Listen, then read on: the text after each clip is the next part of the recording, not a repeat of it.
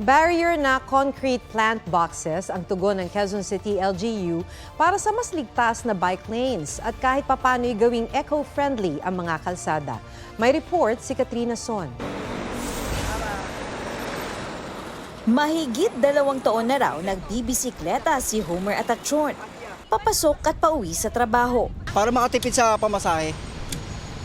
Kasi mahal yung mga bilihin. Lalo na yung bigas. Hindi raw madaling magbisikleta sa Metro Manila, kaya malaking tulong daw ang paglalagay ng barriers sa bike lanes. Marami raw kasing motorista ang singit ng singit sa bike lane.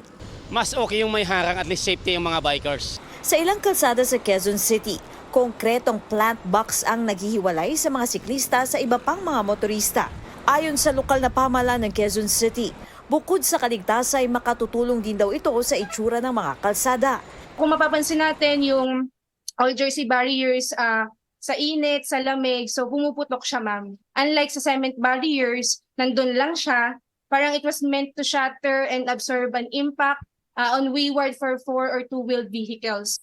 So, dagdag pa dito, may halaman yun na nakaka-absorb ng pollutants. Nais pa itong palawigin para makatulong sa pagkakaroon ng greener environment. Sa ngayon, makikita ito sa ilang bahagi ng Commonwealth Avenue, Katipunan Avenue at Quezon Avenue. Nilaparan din ang bike lane mula sa dating 1.5 meters naging 2.44 meters. At para maiwasan ng mga sasakyan, may mga itinalagang bike patrols. Maganda, syempre maganda sa paningin. At safe dumaan yung mga bikers. Mas komportable po, mas okay sa view. Kasi? Maganda yung paligid sa gilid ng bikers po. Sa safety po dumaan dito. Katrina Son, nagbabalita para sa GMA Integrated News. Huwag magpahuli sa mga balitang dapat ninyong malaman.